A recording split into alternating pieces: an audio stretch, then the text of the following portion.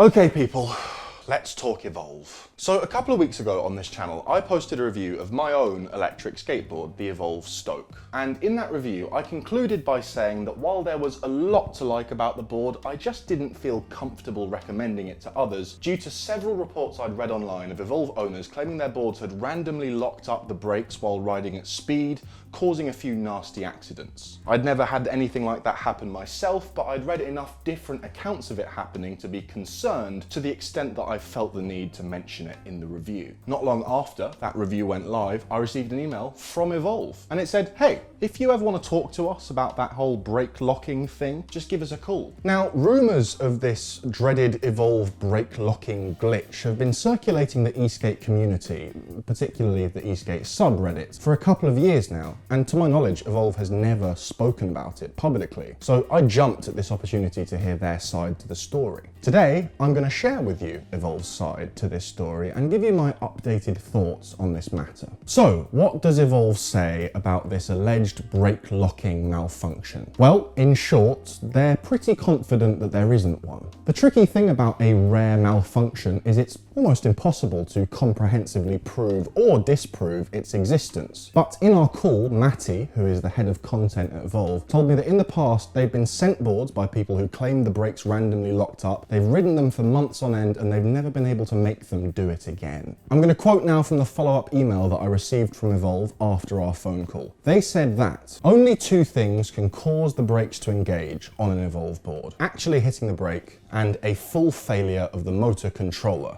In other words, blowing the board up to the extent that it will never work again. And usually when that happens, it's due to water damage or tampering with components in ways that you're not supposed to. The remote disconnecting, the board overheating, the remote or the board running out of battery, none of these things will ever result in a brake lockup according to Evolve, and at least from my personal experience, I can vouch for that. Now, the million-dollar question here is, if there is no freak brake locking bug, what does Evolve think is causing a small handful of riders to be thrown from their boards? Well, actually, they have a couple of theories on this. Here's the first one. These situations are more often than not caused by a lack of acceleration, not actually braking. The number one reason for this is there is a safety feature in the remote that allows the brake to override the throttle. Okay, so let me break that down for you. First of all, it's really important to know that the Evolve remote is unusual among eskate remotes in that the throttle and the brake are two separate buttons. If you look at a boosted board or pretty much any other remote, it's just a wheel on the thumb for both forwards and backwards, but Evolve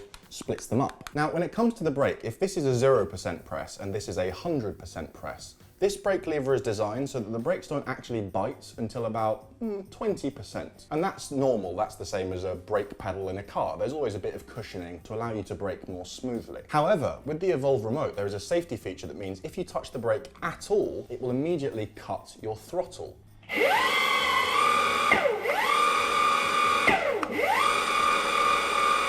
Presumably because if you tried to accelerate and brake at the same time, it would be very bad for the board. Essentially what Evolve is suggesting is that some riders who thought they had had sudden brake lockups may have in fact been riding along at speed and just nudged the brake lever, not enough to actually brake, but enough to cut the throttle, and that sudden change of acceleration is sharp enough to be mistaken for the brakes locking up and throw you off your board.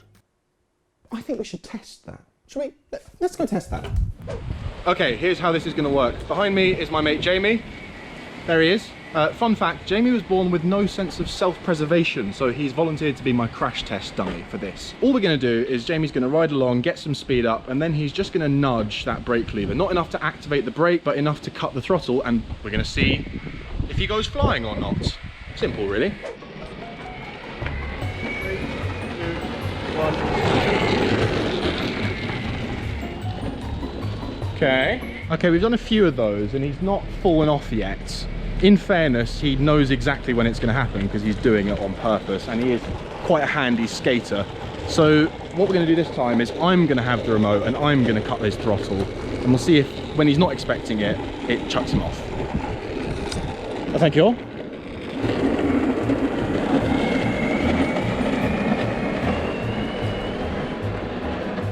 Oh.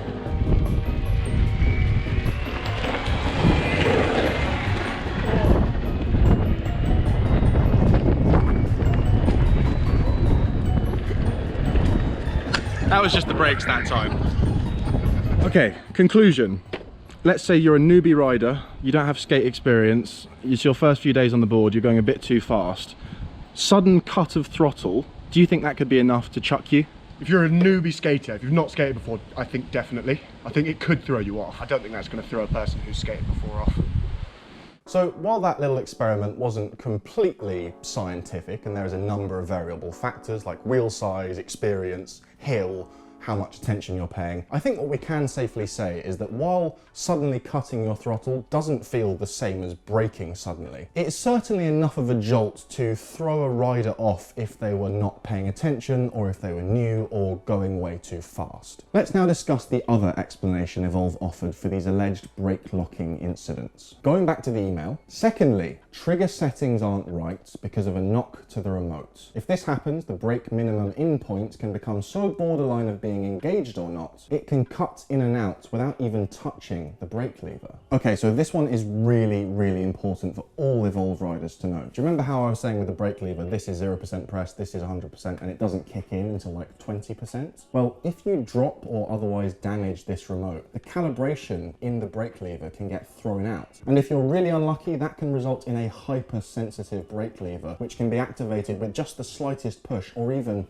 not touching it at all. So in this explanation that Evolve has offered, we actually do have a scenario where you could be riding along, minding your own business, and seemingly have your brakes slam on of their own accord. But it's not caused by some weird glitch built into the board, it's caused by a damaged remote. Evolve's advice on how to avoid this happening is to always have your remote professionally repaired if you damage it, and to regularly recalibrate your remote. There's a video on Evolve's YouTube channel that explains how to do that, and it's pretty simple. So that right there is Evolve's response to the allegations of a dreaded brake locking malfunction. Now, for what it's worth, here's what I think about all this. First of all, as an Evolve owner, I can honestly say that I feel quite reassured by my conversations with Evolve. As I said before, it is almost impossible to prove or disprove a rare malfunction, so we'll never know for sure. But for me personally, these two scenarios that Evolve offered, accidentally tapping the brake lever and damaged remotes, more feasibly explain these handful of incidents of riders being thrown from their boards than some random 1 in 1,000 malfunction that's built into some Evolve boards. I can definitely say that after having these conversations with Evolve, I'll be riding my Stoke no longer with that fear in the back of my mind that my board might suddenly try to kill me for no reason at all. That being said, I do think this raises a few questions about Evolve's remote. Here's my first question. If ever so slightly tapping the brake lever causes the throttle to cut, and the throttle cutting is enough of a jolt to throw some riders off their boards, is it the best idea to have the brake lever here, where your thumb is always resting on it? As I've said before, I personally don't mind this remote. In fact, I really quite like it, but I could certainly see how if you were coming from a different board with a different kind of remote, this could really catch you out when you first started using it. Next, isn't it possible to have some sort of notification flash up on the remote to let me know if it's been dropped or damaged, and to tell me that it needs repairing or recalibration? I know that with any electric skateboard from any brand, a damaged remote can lead to a nasty accident, but considering how much Evolve charge for their boards, I expect them to be leading the way with new safety innovations. And I think some sort of notification to let me know that, hey, the remote's been dropped, be careful, recalibrate, would be a great addition. Because while I am reassured that perhaps there isn't any weird brake locking glitch, it does slightly freak me out to think that if my housemate brushes my remote off the table when I'm out and doesn't tell me about it, that could be enough to result in a hypersensitive brake lever, and I won't know that until it's too late. And finally, couldn't this brake lever and the remote in general just be made from higher quality materials so that it was a little bit less easy to damage in the first place? The buttons on this remote, they just feel a little bit cheap and mushy, and considering again what you pay for Evolve boards, as well as the possible consequences if this thing goes wrong, this really should be weapons grade, and it isn't. This is not me personally attacking Evolve, these are simply some suggestions for how they could potentially improve the design of their product going forward to make it safer. I hope that these are questions that Evolve are already asking themselves, and I have no doubt that as a company they're doing everything they can to continuously make their product safer and safer